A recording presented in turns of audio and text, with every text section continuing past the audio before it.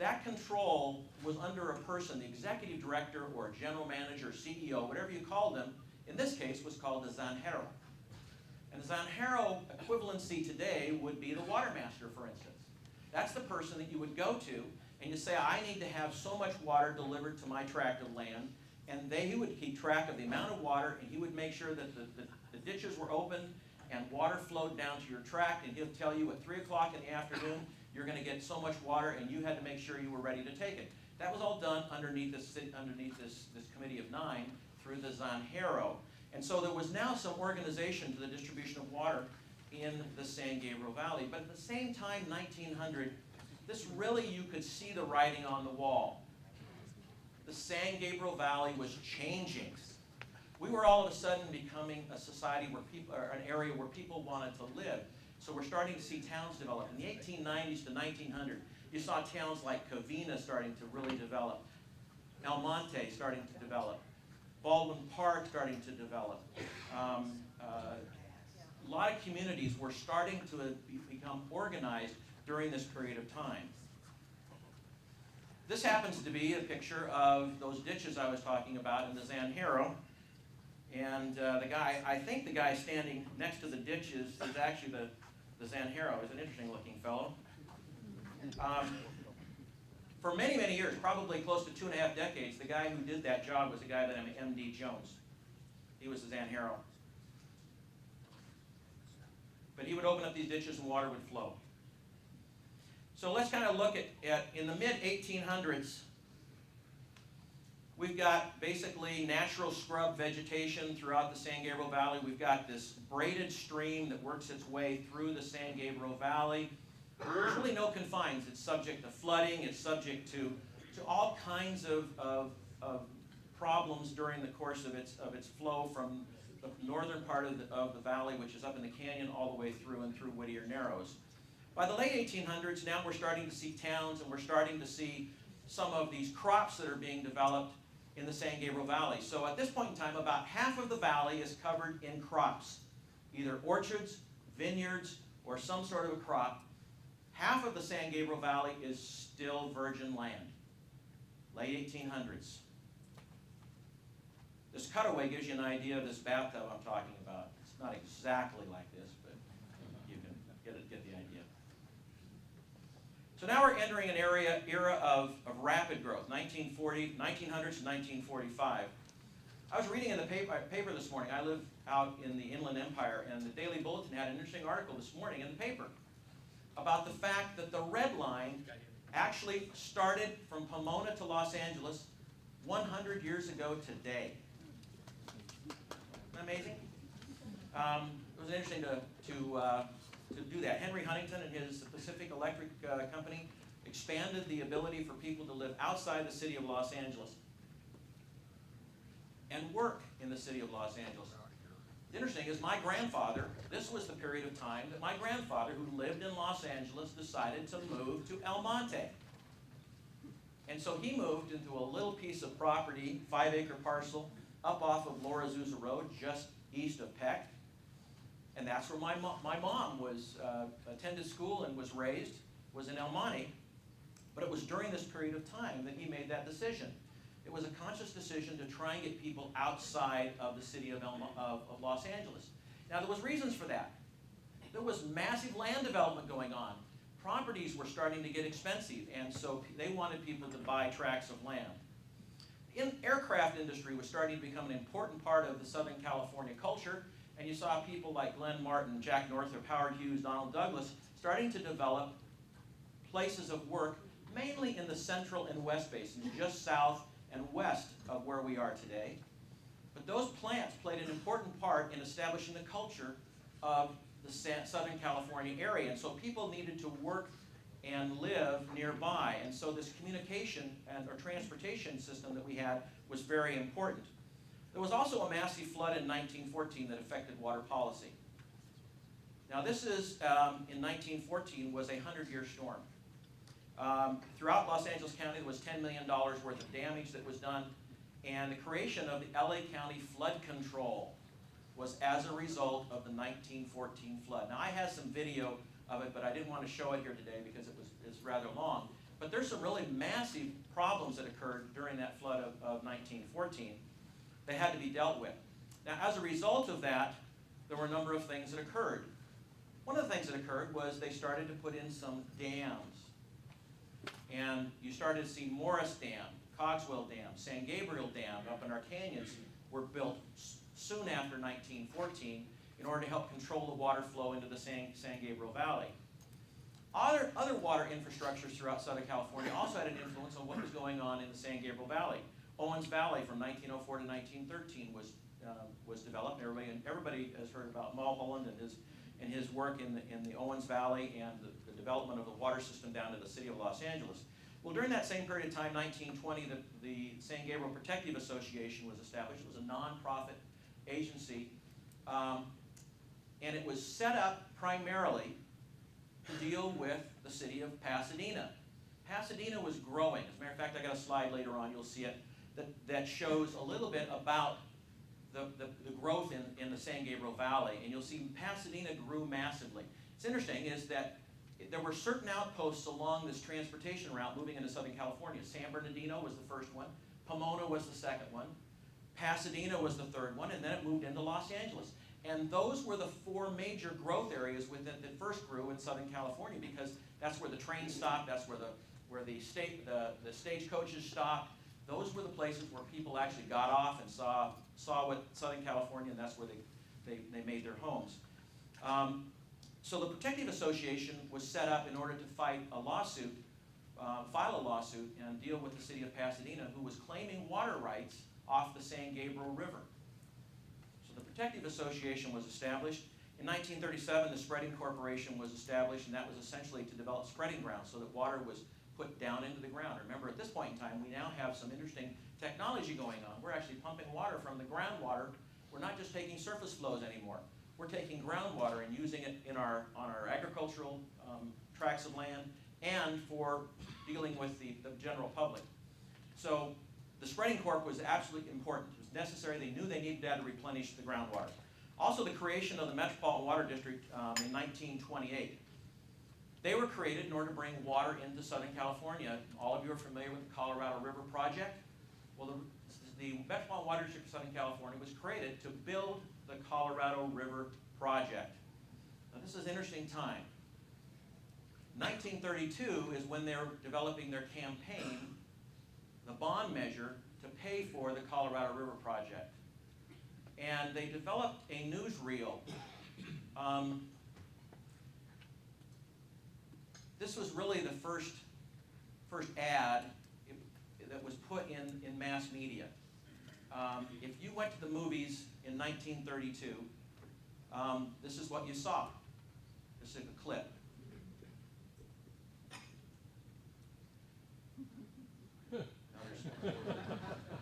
Now there's sound with this, I don't know.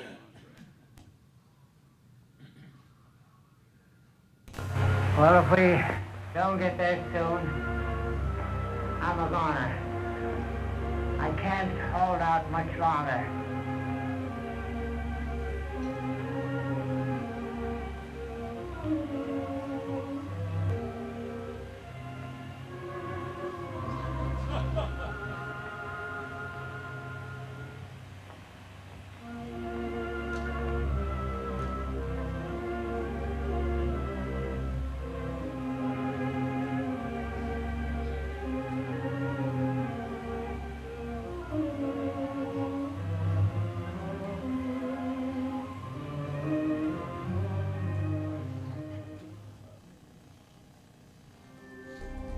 Now the pitch.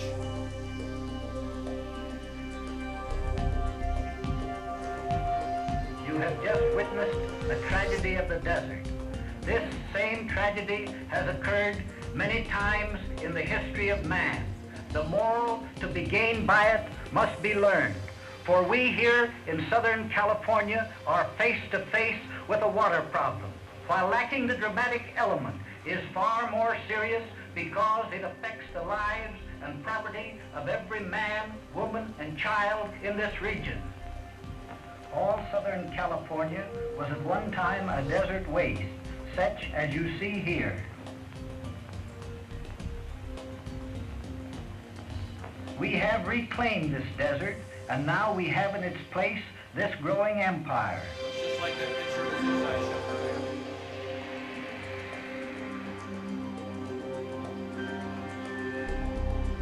City of Los Angeles, 1932. But the desert is ever around us, waiting and eager to take back what was once its own.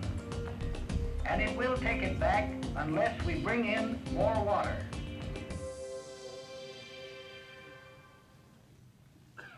Now this was pretty high tech. 1932, best movie Academy Awards was Grand Hotel. Greta Garbo, John Barrymore. So if you were going to go see that, or you were going to see The Champ or Scarface at the movies in 1932, before you saw your movie, this is what you saw. It's actually about 8 minutes long. We cut it down just to show you a portion of it. But it was really well done. This is high tech back in 1932. And that vote, we've got to keep in mind, this was during the Depression, 1932. People didn't have a lot of money in 1932, but 80% of the voters in Southern California area voted for the bond measure to bring water from Colorado River. Massive effort and well done by the Metropolitan Water District of Southern California. A couple of other things that happened. There was another flood in 1938. And that flood kind of, as you see this period, you can tell that there's a period of time when we have floods in Southern California. We need to deal with this. Population of the San Gabriel Valley is now starting to reach into the hundreds of thousands of people. You can't have floods coming in and wiping out all of this infrastructure every few years. So because of the floods of 1938, we had some things that occurred, and you saw Santa Fe Dam, Whittier Narrows Dam were established in the San Gabriel Valley. Also the lining of the channels in 1938. And that helped protect us from the floods that you see listed here, of which we had many over the course of the years. The other thing that was happening in terms of infrastructure in Southern California at the time was the massive freeways. So now people not only had mass transit in some ways, they also had the ability now they were transitioning into freeways. And so people were starting to move outside of the city of Los Angeles even further. So population is encouraged in the San Gabriel Valley. Just a couple pictures of that 1938 flood. This picture on the left is along the San Gabriel River.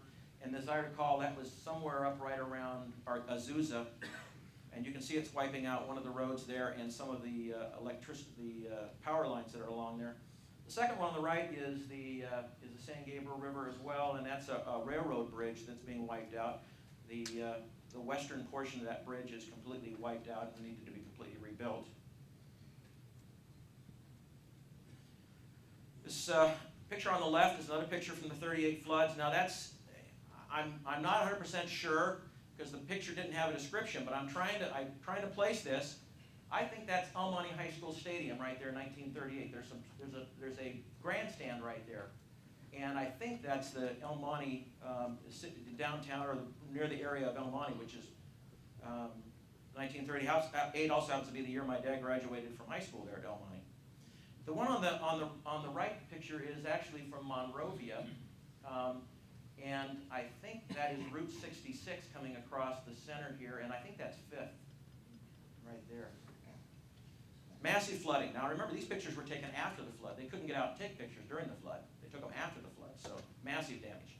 So again, recap. Early 1900s, we've got these crops that are now 50% of the land is crops, 50% of it's is still virgin land, mostly citrus, deciduous trees, still scattered towns in the early 1900s. 1930s, we're starting to see a little more development. Big change, though, in the valley is that our channels are being lined because of flood control problems. So we're starting to see the channels. We're starting to see our cities are growing a little bit farther, and you're starting to see wells now going down into the aquifer at greater repetition. And so we're pulling more and more water from the San Gabriel Basin. 1945, of course, the war ends. A lot of industry was created in Southern California as a result of the war. Some of that in the San Gabriel Basin. A lot of the people who worked on the war effort lived and worked locally here in the San Gabriel Basin. 1945 ended one war, but it started another. From 1945 to 1950, there was massive post-war growth. If you were around during that period of time, down in the Central Basin, the areas of Pico Rivera all the way down to Linwood and down to Lakewood and towards Long Beach, there were a lot of dairies prior to 1945 that occupied that area down there. But real estate developers were buying up the land, putting in houses, because all these people coming back from the war, these men and women who had fought in the war, wanted to live in Southern California. They didn't want to go back to North Dakota and Minnesota and Illinois. They wanted to live in Southern California. So we saw this massive growth in Southern California that happened to be mostly starting down in the Central and West Basins. And so all of these dairies, they picked up and they left, and they went out to the Chino Basin. Well, that left then the land available for development. And so we're starting to see now other parts of Los Angeles really growing quickly. And that area of Los Angeles was growing faster than the San Gabriel. Well, this created a really interesting dynamic. So in 1947, the West Basin Municipal Water District, which is the area along the coast, became organized. And they formed their own municipal water district in 1947. Remember, the Metropolitan Water District of Southern California had just built the Colorado River Project. Water was now flowing into Southern California, but in order to get access to that water, you had to be a municipal water district. Cities couldn't join. As a matter of fact, the city of Pomona tried to join the Metropolitan Water District and were denied. So, in 1950, Pomona got together with its neighboring communities and formed the Pomona Valley Municipal Water District, which is now today called Three Valleys Municipal Water District. That was a fairly amicable, that was an easy formation of a municipal water district because the city of Pomona had always been kind of looking to the future. Pomona kind of stands out as an area in the San Gabriel Valley as an area that kind of got it first. And Pomona was very organized, and when they said we want to become part of Metropolitan Water District, they found a way. And the way was by forming the Pomona Valley Municipal Water District, which we now call Three Valleys today. 1952, the Central Basin Municipal Water District. So everything south of Whittier Narrows now is organized and has access to Metropolitan Water District water. Guess who doesn't? The San Gabriel Basin. There's a good reason why San Gabriel Basin is really following and hasn't gone out and become a part of the Metropolitan Water District yet. Kind of explain it this way. This is a cross-section that shows the area from the mountains down through Whittier Narrows. So now here it is, 1950s, and we've got this area. We've got Cogswell Dam, San Gabriel Dam, Morris Dam. You've got the basin with this giant bathtub I was explaining to you, where we're able to get water. Well, water flowing out of that system, out of the mountains, was coming into the San Gabriel Valley, and we had this spreading corporation that was spreading that water. So guess what? Water was plentiful. In the San Gabriel Basin, we had the first call on water. All that water was going down into the ground. Well, guess who wasn't getting it? The Central Basin down here was not getting it. So guess what happens? They're pumping water out of their groundwater basin, and water was not being replenished. So their groundwater basin is starting to sink. And it's becoming dangerously low. As a matter of fact, to the point where people like Long Beach are starting to suck in salt